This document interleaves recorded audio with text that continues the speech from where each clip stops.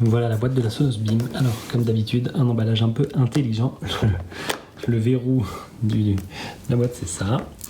Tout a une main, comme d'habitude.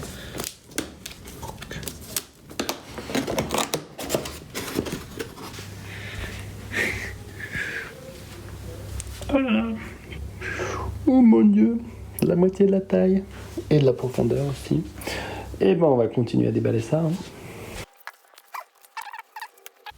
Donc nous avons une Beam blanche avec les contrôles tactiles au-dessus. Ça c'est la nouveauté introduite par la Play 5 chez Sonos, dans la Play 5 deuxième génération. Contrôle tactile et aussi le bouton micro que lui on a retrouvé sur la Sonos One, le dernier modèle sorti avant la Beam, et qui permettent d'utiliser des assistants vocaux. Sachant qu'il y a un code assez rigolo sous ces enceintes là, en plus du numéro de série, il y a un code qui ressemble à un code HomeKit. Donc, je suis assez curieux de savoir si ça sert juste pour AirPlay. D'ailleurs, c'est rigolo d'avoir pris l'enceinte à l'envers puisqu'on voit le récepteur infrarouge qui permet de réceptionner les informations de la télécommande de votre télé. Quand vous changez le volume avec la télécommande de la télé, la Sonos Beam pourra changer son volume toute seule. Mais revenons à nos moutons. Qu'est-ce que c'est la Sonos Beam ? La Sonos Beam, c'est une barre de son qui vient de sortir, plus exactement qui sort le 17 juillet. Elle a été annoncée et présentée par Sonos, mais n'est pas encore en vente, et qui est beaucoup plus compacte que les modèles existants, comme vous pouvez voir là. Mais aussi, Sonos avait un autre modèle que ce qui s'appelle là, à mon mur, avec un fil qui pend, la Playbar. Ils ont une Playbase qui est une base qu'on met sous la télé, mais qui fait beaucoup plus de profondeur que ce truc. Donc là, on a un modèle plus compact, moins cher, vendu à 440 ou 450 €, tandis que la barre et la base sont plutôt aux alentours des 7 ou 800 €. Qui donc intègre des micros, un son plutôt impressionnant de ce que j'ai vu dans des démos, mais ça, on va pouvoir le retester par nous-mêmes, et une connectique HDMI, alors que les modèles précédents de barres de son de Sonos étaient que en port optique. La connectique électricité, un bouton d'association, un port Ethernet, un classique qu'on retrouve sur tous les produits Sonos, et le port HDMI, sachant qu'il y a un adaptateur optique qui est fourni. Et là, l'adaptateur optique HDMI, voilà, qui n'est pas nécessairement. En fait, la barre de son, ce modèle de barre de son, fonctionne en HDMI ARC, donc elle est capable de contrôler la télé, de lui envoyer des infos pour s'allumer, changer le volume, changer de source. Donc on va voir comment ça fonctionne. Alors on a donc la Sonos Beam qui est installée depuis quelques jours chez nous, en dessous d'une Playbar. Donc pour ceux d'entre vous qui la reconnaissent, vous pouvez voir la différence de taille que j'avais déjà évoquée. Et évidemment un coup le câble optique de la Playbar qui est débranché, puisque la Beam est connectée en HDMI à la télé. Alors je vous propose tout de suite de parler un peu de ce beau produit qui est d'ailleurs posé sur mes boîtes, mes cartons Sonos. Alors pour ceux qui ne connaissent pas Sonos, donc un système multi-room qui permet d'aller commander chaque pièce et mettre de la musique dans chaque pièce, avec des sources très variées. Donc par exemple ici c'est différentes sources, mais il en existe beaucoup plus. Et on choisit une pièce, on choisit un morceau de musique et on va tout simplement pouvoir le lire sur l'enceinte de son choix ou sur un groupe d'enceintes, puisque ça peut être des enceintes qu'on va regrouper. Donc ici, nous dans les bureaux, c'est un peu long, on a des problèmes de connexion internet aujourd'hui, mais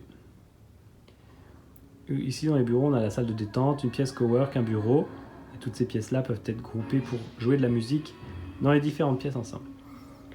Et là, on a donc le son qui vient de la Beam. Donc là, le son que je disais sort de la Beam. On pourra ensuite grouper et comparer avec la Sonos Playbar. Mais ce que je peux vous dire, c'est une enceinte sur laquelle on a fait tourner TruePlay, qui est le système de calibration Sonos où l'enceinte va adapter son son à la pièce, ce qui, je le rappelle, est automatique sur le HomePod de Apple notamment, mais pas automatique encore chez Sonos, bien que ça pourrait venir puisque cette enceinte contient 5 micros. Et donc juste pour parler un peu du son, en musique, et ben là donc je suis à 40% du volume, ça ça remplit déjà pas trop mal la pièce. Et on peut monter 50. Pas de problème de basse ou aigu. Et bien là, alors à ce niveau de volume là, franchement, il est assez impressionnant le niveau de basse. C'est-à-dire sans sentir que le produit sature ou galère pour une enceinte de cette taille là. Là ici sur ce morceau là, qui s'appelle Drive, ce qui est très très surprenant, c'est à quel point on entend vraiment le son venir aussi bien de la gauche que de la droite. Donc c'est un son où la stéréo est bien restituée. Hop. Donc c'est évidemment difficile à montrer en vidéo, mais on a un spectre, un champ stéréo qui est très très sympa, qui dépasse largement ce que l'enceinte physiquement est censée faire. Et là après, de la basse. Alors, la première fois que j'ai fait jouer ce morceau avec un ami qui est venu voir la Sonos Beam, il a cru que le caisson de basse sub, qu'on a ici caché derrière notre canapé, était activé. Et ben en fait non, il n'est pas activé.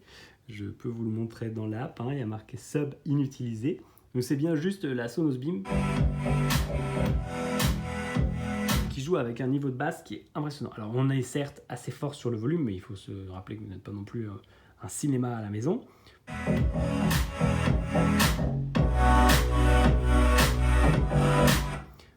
Pareil, là on est toujours très très correct dans ce que l'enceinte est capable de rendre.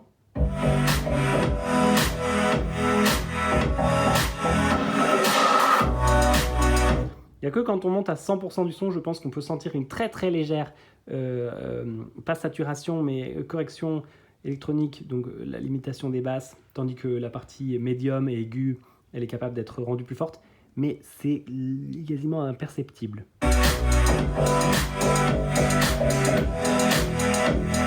Là, parce que c'est difficile de se rendre compte en vidéo, mais on est à un volume qui ne serait pas utilisable à longue durée pour écouter de la musique, c'est-à-dire c'est trop fort, c'est pas forcément agréable. Donc vraiment, en musique, c'est plutôt bluffant. J'ai essayé des trucs rigolos parce que dans ma playlist, j'ai une playlist Spotify avec quelques morceaux marrants. Alors, c'est bien caché, parce que j'en ai plein. Voilà, que je m'étais fait. Et donc, par exemple, ça, c'est rigolo. Il y a des basses et un peu de guitare un peu compliquées à faire. Pourtant,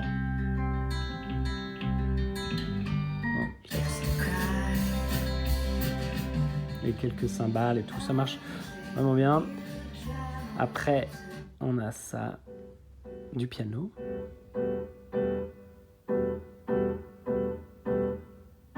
Alors, évidemment, c'est la frustration de faire écouter ce genre de musique à travers une vidéo YouTube filmée elle-même sur un iPhone, puisque vous ne pouvez pas du tout vous rendre compte, mais... Bon, alors là, c'est bluffant. On a le côté contrebasse, piano, etc., qui sont assez graves et un petit côté charme. La voix très très claire de Peter Cincotti qui marche. Et en même temps, de chaque côté, on entend bien à gauche un petit rythme qui est battu.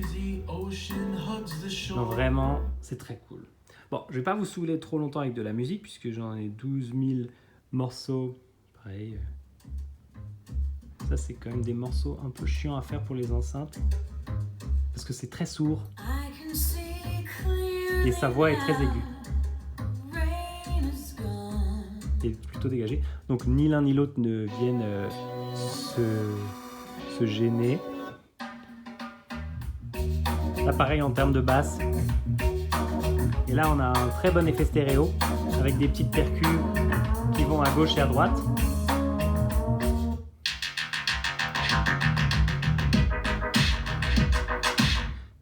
Ce morceau-là, je pensais que les basses allaient faire saturer le système. Bon, pareil, pas de problème. On va passer à la partie télé, parce que c'est difficile de vous décrire plus que ça le son de cette enceinte, mais honnêtement, à 449 €, moi je me dis, c'est le son d'une petite Play 2, enfin Play 5 génération 2, pardon, mais qui se branche aussi à la télé. Donc gros avantage, un gros win pour le salon, pour tous les gens qui voulaient investir dans du Sonos ce que je conseille à tous mes amis. Donc, elle est connectée en HDMI, l'Apple TV est connectée en HDMI à la télé, donc pour allumer la télé, on a juste besoin normalement de faire menu. L'Apple TV va allumer la télé, et ce qui doit se passer, eh ben, vous voyez, on n'a même pas lu de son et j'ai rien touché dans l'appli. La Sonos Beam est toute seule passée sur le mode télé. Donc, là, on peut aller chercher un contenu vidéo. Alors, malheureusement, les bandes annonces sur l'Apple TV sont en français. Et ça, c'est un gros truc dommage parce que le mixage en 5.1 et autres est moins bon, malheureusement, que le mixage d'origine. Mais qu'est-ce qu'on peut aller prendre comme film à la con? Bon, il n'y en a pas un pour... Tac. Donc là, on est en mode télé, hein, comme... alors, Face ID, ça marche évidemment pas. Donc là, vous contrôlez soit le son de l'enceinte ici, soit avec ça, et vous voyez, ça bouge dans l'app. Donc, super simple, puisque, pareil, si je pointe la télécommande de la télé vers ma télé, on voit la télé qui réagit d'ailleurs, hein, et l'affiche volume home cinéma, et bien c'est le son de la BIM qui baisse, et le son ne sort plus de la télé. Donc ça, c'est grâce au système HDMI ARC, c'est très pratique. Donc sachant que c'est aussi possible d'atteindre des configurations à peu près similaires en utilisant l'infrarouge de l'enceinte et la prise optique. Vous voyez d'ailleurs, on a des beaux reflets de nos fenêtres dans la télé. Alors, on a passé 3 ans derrière des murs à essayer de s'évader. Et maintenant, il faut y retourner. Il y a un mode nocturne. Je monte devant. Mais je ne sais pas s'il est vraiment fonctionnel dans la bêta parce que les différences sont assez peu notables. Et il y a aussi réduction de bruit, augmentation des paroles. Donc là, c'est un mode où l'enceinte va accentuer la sonorité des dialogues. Donc si vous avez envie d'entendre ce que disent les gens dans ces films d'action où il y a souvent plus d'explosions que de paroles significatives, sans pour autant déranger vos voisins. Donc super simple. Ensuite, les réglages habituels de Sonos. Et là, ce qu'on pourrait faire, donc, si on voulait écouter le son de la télé sur une enceinte ailleurs dans la maison, et ben on peut grouper avec la salle de détente, qui est donc en fait l'enceinte juste au-dessus. Hein. Et là, c'est la playbar qui prend le relais. Tu peux choisir de sauver tes amis. Alors la playbar, c'est marrant. Je lui trouve un côté un peu plus étouffé dans le son qu'elle va délivrer. Donc là, oui, là par exemple, plus du tout de BIM que la playbar. Donc c'est marrant, le son est très très bien synchronisé. Hein. Il doit y avoir un micro-décalage, mais malgré le fait que les enceintes communiquent en Wi-Fi, puisque la Sonos BIM là n'est pas câblée au réseau Ethernet et la playbar non plus chez nous. Donc très très bonne synchronisation du son. Pardon. Donc ce ne sera pas choquant si vous avez une enceinte dans une autre pièce et que vous suivez vos émissions ailleurs.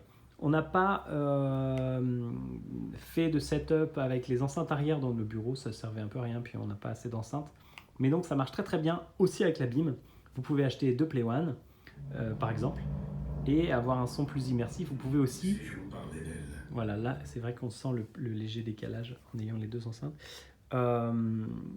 Donc c'est pas du tout un problème. Vous pouvez utiliser la BIM avec les mêmes accessoires que la playbar. Donc le caisson de basse, les enceintes arrière. Que vous dirais-je? Donc là, pareil, hein, bonne scène.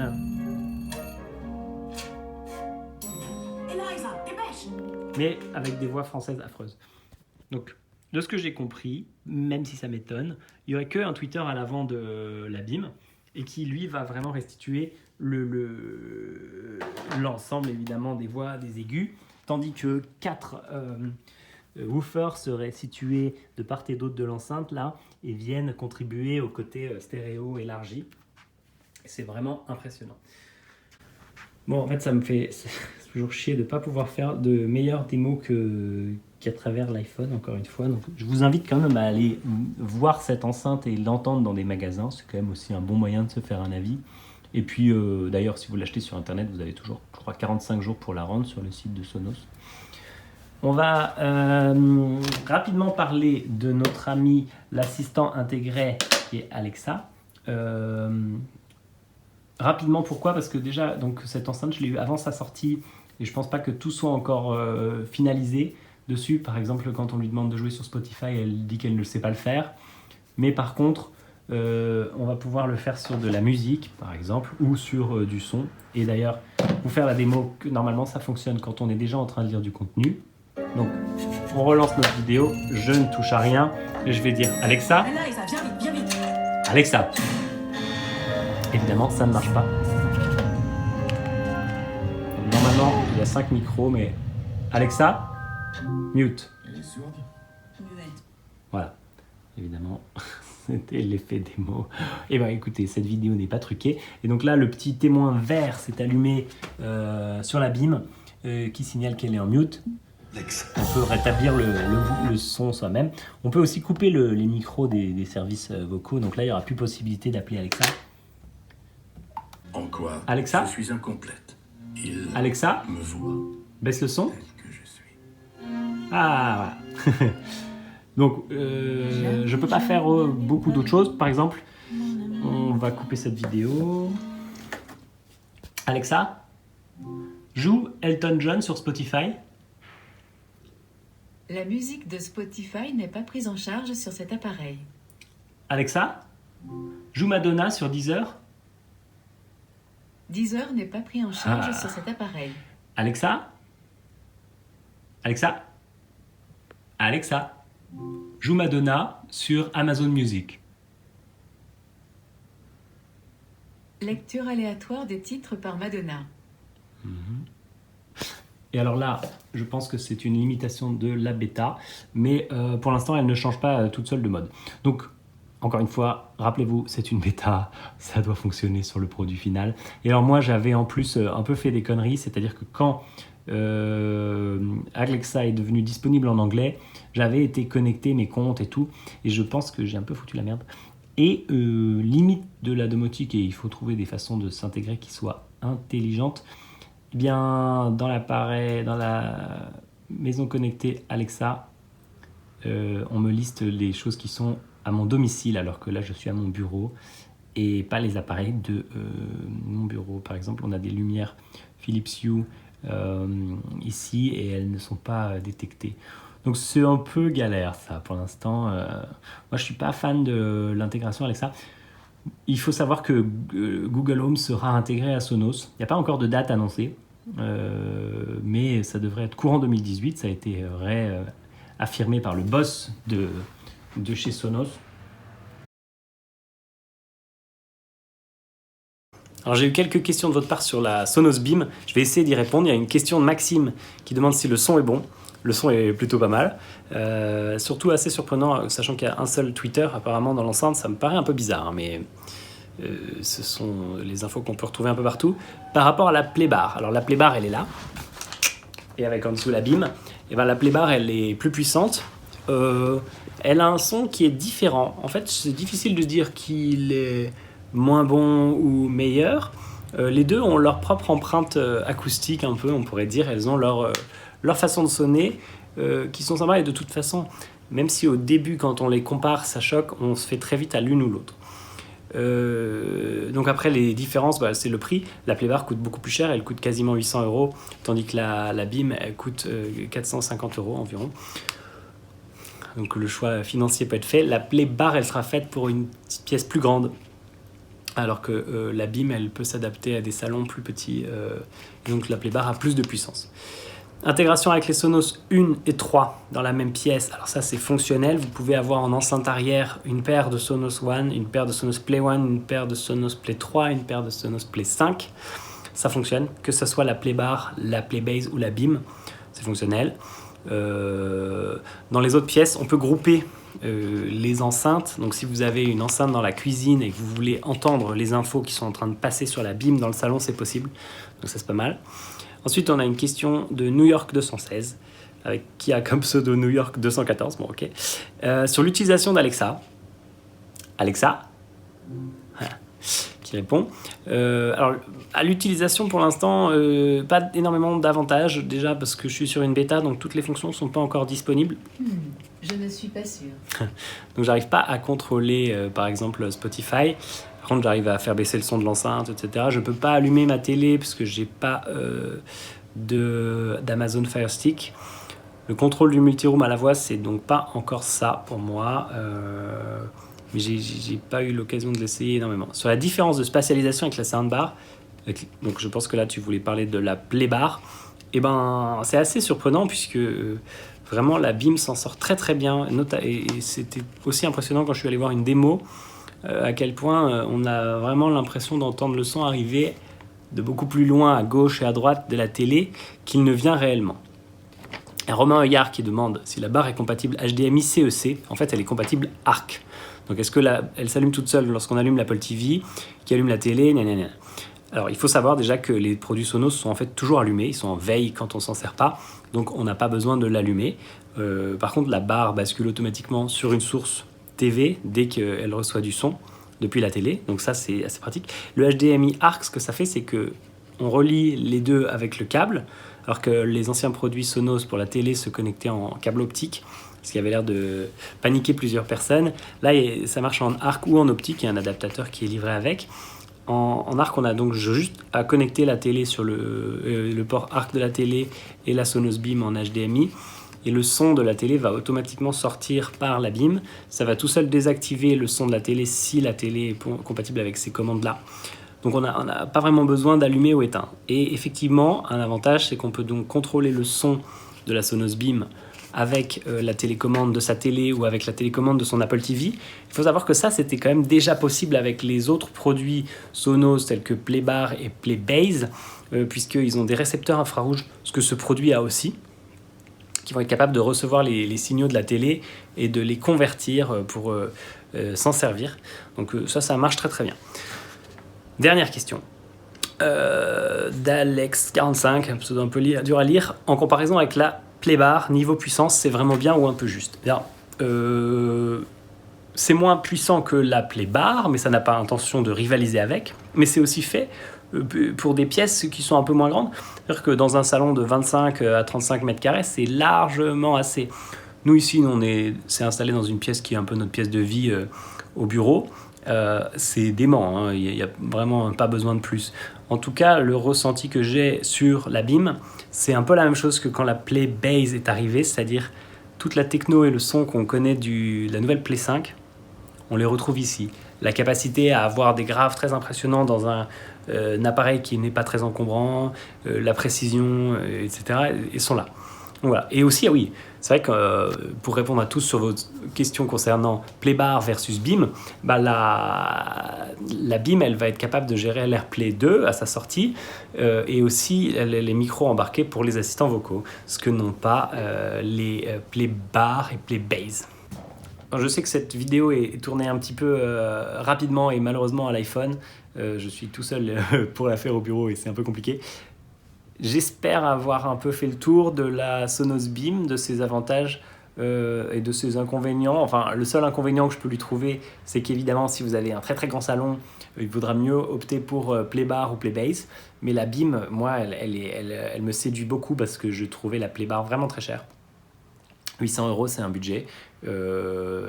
Et puis, ça faisait quand même un objet très encombrant. Alors, par contre, la Playbar, elle a l'avantage de pouvoir s'installer dans deux sens, c'est-à-dire que soit on la met droite sous la télé accrochée au mur par exemple, ou soit à plat sur un meuble. La Sonos BIM, elle sera vendue avec une fixation murale, mais elle ne se fixe que dans un sens. Avantage ou inconvénient, c'est à voir. Et elle sera disponible en deux couleurs, la BIM en noir et en blanc. Donc, pour moi, avantage évidemment, un prix beaucoup plus accessible, 450 €.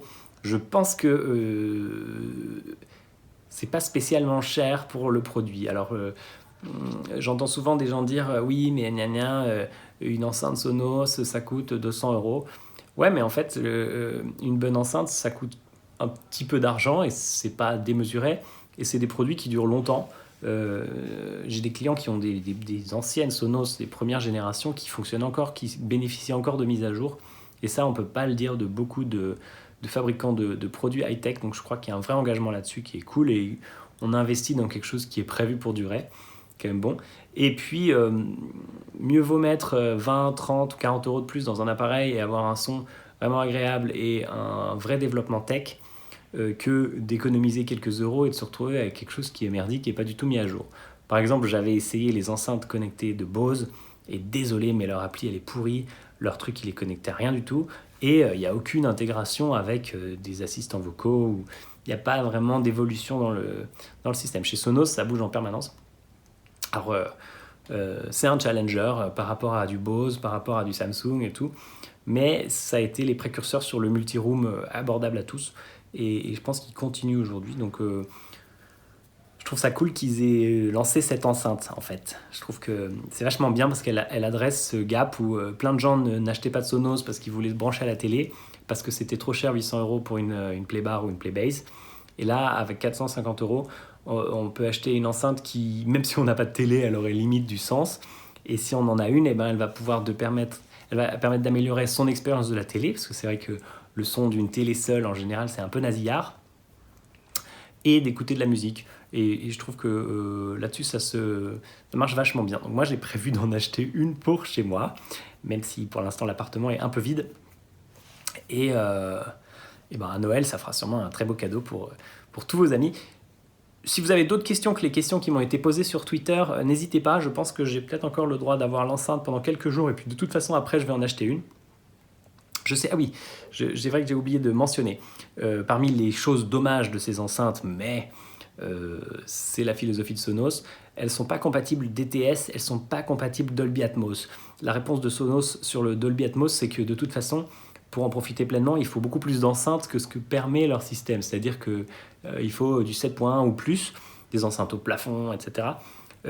Alors que Sonos vous propose une enceinte centrale, 2 enceintes arrière et un sub au max. Donc ça ne correspond pas trop à ce que permettrait leur produit. Mais ils ont dit, si jamais on peut le devenir compatible via une simple mise à jour logicielle, on le fera, on pourrait le faire. Donc intéressant. Aussi à noter, et je suis très curieux de voir ça, surtout parce qu'on a vu ce code HomeKit caché sous l'enceinte. Sonos, le boss de Sonos a déclaré dans une interview passionnante, j'essaierai de vous mettre le lien, qu'ils aimeraient, ils sont en discussion avec Apple pour être compatibles avec Siri. Alors pour l'instant, rien n'est fait. Et puis, Apple n'est pas très ouvert avec Siri jusqu'à présent, mais peut-être que pour changer leur stratégie et essayer de redevenir un gros player dans les assistants vocaux, ils pourraient s'ouvrir à d'autres plateformes, ce serait intéressant. Donc on verra. Moi, je suis donc aussi impatient de voir Google Home arriver sur la Beam, pardon, et évidemment aussi sur la Sonos One. Voilà tout ce qui me passe par la tête pour l'instant. J'ai l'impression d'avoir oublié des choses, mais c'est très possible. Voilà. Je vous invite à aller la voir en magasin. Elle sera dispo en juillet, 17 juillet. 450 €. Je pense que c'est un bon deal et il n'y a pas forcément besoin d'acheter le caisson de base qui va avec. Donc, pas mal.